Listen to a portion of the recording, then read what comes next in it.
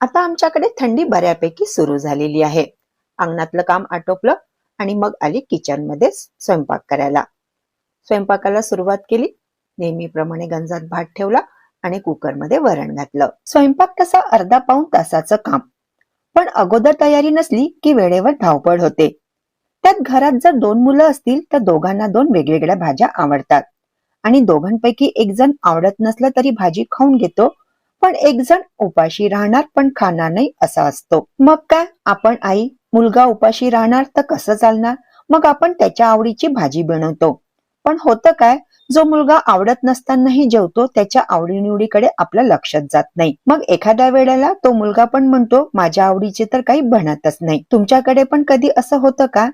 होत असेल तर मला नक्की सांगा. म्हणून मला असं वाटतं आपण आठवड्याचा मेनू तयार करून घ्यावा. कोणत्या भाज्या बनणार, मुलांना कोणत्या भाज्या आवडतात, त्यांच्या आवडीनुसार थोड्या थोड्याच बनवा, पण दोघांचाही विचार करून बनवा. कोणत्या दिवशी कोणती भाजी बनवायची हे आधीच ठरून असेल तर आपल्यालाही बरं पडतं बाजारातून भाज्या आणायला.